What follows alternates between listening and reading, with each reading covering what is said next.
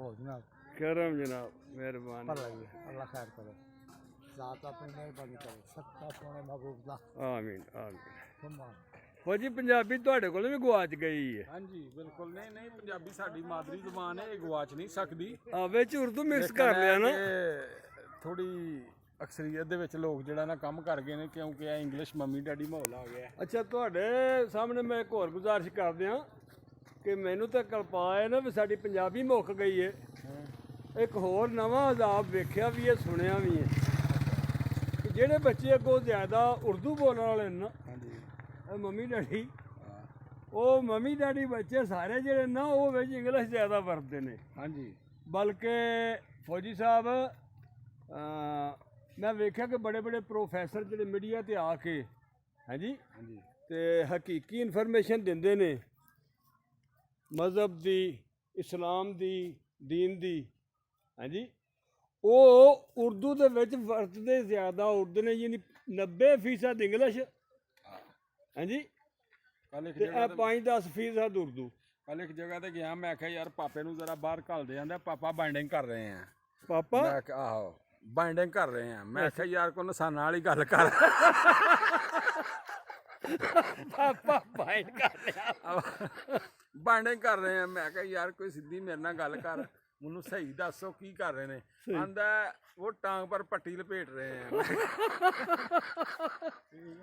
ਜ਼ਿੰਦਾਬਾਦ ਜ਼ਿੰਦਾਬਾਦ।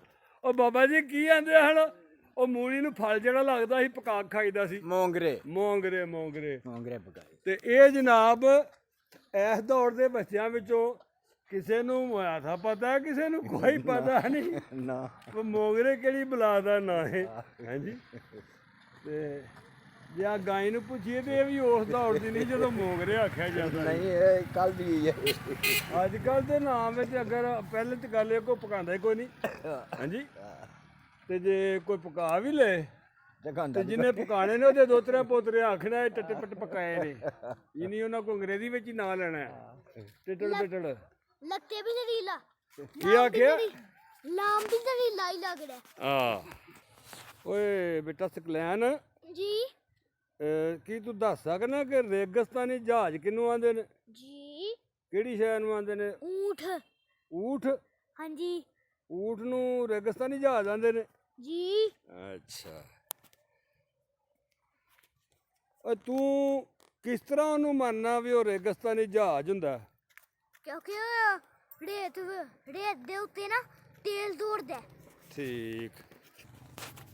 ਓਏ ਉੱਤੇ ਚੜ ਗਿਆ ਫੇਰ?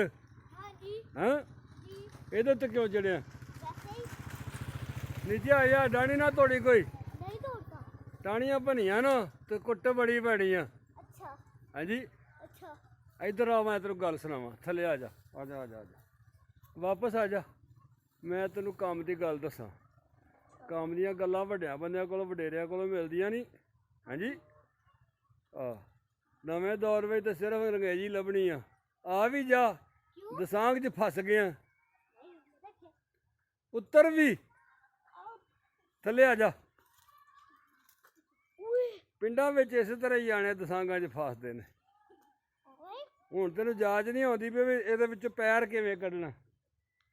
ਕੱਢ ਪੈਰ, ਹੁਣ ਫਸਾ ਲਿਆ ਨਾ। ਹੁਣ अभी निकालता हूँ। ਆਪਣੀ ਹਿੰਮਤ ਨਾਲ ਕੱਢਣਾ ਹੀ, ਹੁਣ ਫਸ ਗਿਆ।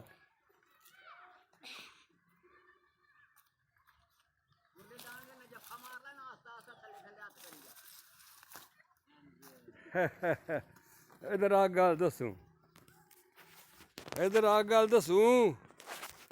ਓਏ ਜ਼ਖਮ ਕਰ ਲਿਆ ਈ। ਕਿੰਨਾ ਕੀਤਾ ਈ? पहले कल हाँ ਮੈਂ ਜਦੋਂ ਨਿੱਕਾ ਹੁੰਦਾ ਸੀ ਨਾ जी ਤੇਰੇ ਜਿੱਡਾ, हाँ जी ਤੇ ਮੈਂ ਸਾਡੇ ਦਰਖਤ ਹੁੰਦੇ ਸਨ, ਉਹਨੂੰ ਆਂਦੇ ਹੁੰਦੇ ਸਨ ਫਲਾਈਆਂ। हाँ जी ਇੱਕ ਬਾਗ ਸੀ ਫਲਾਈਆਂ ਦਾ ਸਾਡਾ, ਰੁੱਖਾਂ ਦਾ। हाँ जी ਤੇ ਮੈਂ ਉਹਦੇ ਵਿੱਚ ਜਾ ਕੇ ਨਾ हाँ जी ਤੇ ਉੱਚੀਆਂ ਉੱਚੀਆਂ ਫਲਾਈਆਂ ਦੇ ਉੱਤੇ ਚੜ ਜਾਂਦਾ ਹਾਂ। ਉੱਤੇ ਇੱਲਾਂ ਨੇ ਆਲਣੇ ਪਾਏ ਹੁੰਦੇ ਸਨ, हाँ जी ਤੇ ਮੈਂ ਇੱਲਾਂ ਦੇ ਆਂਡੇ ਲਾ ਕੇ ਨਾ ਆਲਣਿਆਂ ਵਿੱਚੋਂ, हाँ जी ਤੇ ਥੱਲੇ ਮੇਰੇ ਚਾਚੇ ਗੁਲਾਮ ਰਸੂਲ ਮਾਲਕ ਬਖਸ਼ੇ, ਉਹਦੀ ਮੱਝ ਹੁੰਦੀ ਸੀ ਬੋਲੀ, ਮੈਂ ਉਹਦੇ ਮੱਥੇ 'ਚ ਭੰਨਦਾ ਹਾਂ। ਹਾਂਜੀ, ਤੇ ਉਹ ਮੈਂ ਸੁਣਿਆ ਸੀ ਵੀ ਆਂਡੇ ਲਾ ਕੇ ਜਾਨਵਰਾਂ ਦੇ ਤੇ ਮੱਝ ਦੇ ਮੱਥੇ 'ਚ ਭੰਨੀਏ ਨਾ हाँ जी ਤੇ ਬੱਦਲ ਵਸਦਾ।